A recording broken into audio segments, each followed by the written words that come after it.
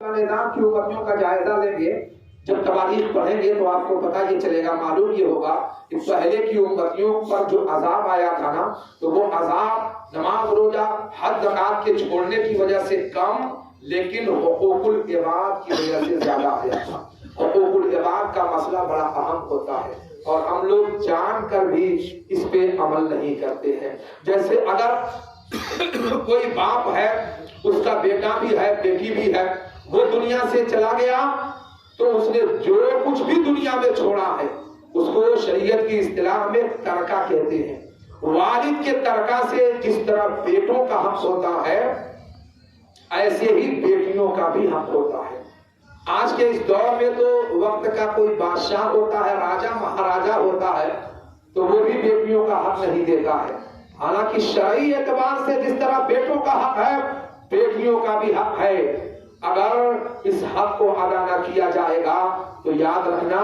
ہم غضب جبار میں ضرور گرفتار ہوں گے۔ شریعت اسلامیہ نے بیٹوں کا بھی حق رکھا ہے تو بیٹیوں کا بھی حق رکھا ہے۔ یہ اور بات ہے کہ بیٹوں کا حق ڈبل ہے، بیٹیوں کا حق سنگل ہے، اور اگر اس حق کو خود ہی کھا گئے آپ تو ایسی صورت میں گویا کہ آپ نے اپنی بہن پہ ظلم کیا ہے، عدل سے کام نہیں لیا ہے، اور یہ ظلم و زیادتی ناجائز و حرام ہے۔ اگر آج یہاں پہ آپ نے عدل سے کام نہیں لیا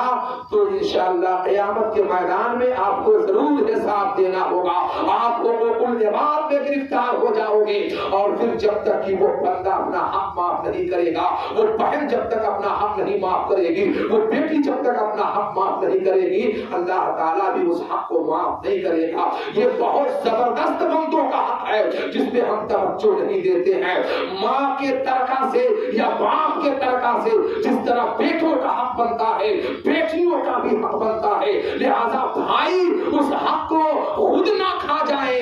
ایسا نہ کرنے کی کوشش کریں، بلکہ اپنی بہن کو بھی اس حق اور حصے میں شامل کر لیں، ورنہ یہاں اگر موج کرو گے تو وہ ساری موج آخرت کے میدان میں نکلتی ہوئی نظر آئے گی۔ یہ ظلم و زیادتی جب تک کہ وہ بہن معاف نہ کرے گی، رب الجلال بھی معاف نہیں کرے گا۔ اس لیے حقوق العباد کا مسئلہ بہت ہی اہم ہوتا ہے۔ جیسے کوئی اگر اپنے باپ کو باپ کا حق چھین لیا، یا ماں کا حق چھین لیا، یا بہن کا حق چھین لیا، اور چھیننے کے بعد یاد آیا یار میں نے تو اپنی بہن کا حق مار لیا ہے، چلو اللہ کی بارگاہ میں چلتے ہیں، سجدہ ریز ہو گئے خانے خدا میں جا کے، اور رو رو کے دعا کرنے لگے، پروردگار میں نے اپنی بہن کا حق مارا ہے، میری اس خطا کو معاف کر دے، میرے اس جرم کو معاف کر دو، تو آج بھی مشیت ایزدی تمہیں مزاج دے گی کہ نادان تو نے غلطی اپنے بہن کی ہے، تو نے غلطی باپ کی ہے، تو نے غلطی ماں کی ہے، اور منانے میری بارگاہ میں آیا ہے، جا پہلے اپنی بہن کو منا لے پھر میری بارگاہ میں آنا،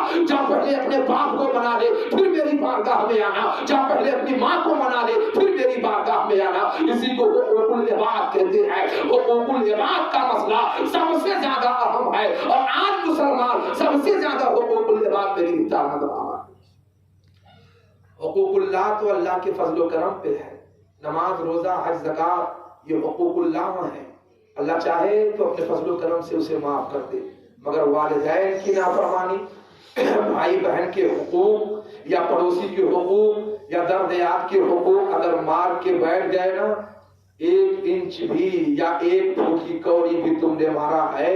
تو ایک دن حساب کا رکھا گیا ہے، اس دن سوائے پچھتاوا کے اور کچھ نہیں ہوگا۔ اس لیے دنیا میں بندوں کے حقوق کو ادا کرنے کی کوشش کرو۔ ماں باپ زندہ ہیں انہیں راضی رکھو، اپنی بہنوں کا بھی حقوق اور ان کا جو حصہ ہے وہ بھی ادا کرنے کی کوشش کرو، تو انشاءاللہ اگر حقوق العباد سے بچ گئے تو اللہ کے فضل سے امید یہی ہے کہ تم یہاں بھی بچ گئے وہاں بھی بچ گئے، تمہاری دنیا بھی کامیاب ہو جائے گی اور تمہاری آخرت بھی کامیاب ہو جائے گی۔ وبالوالدین احسانا، متعدد مقام پر رب نے ہمیں برآمد دیا، والدین کے ساتھ حسن سلوک کرو، اچھا برتاؤ کرو، اور اپنے متعلقین کا خیال کرو، ان کی حقوق کو ادا کرو، اسی میں ہمارے لیے کامیابی کا راز مضمر ہے۔ دونوں عالم میں در مطلوب تم کو آرام ہے، ان کا دامن تھام لو جن کا محمد نام ہے۔ وآخر دعوانا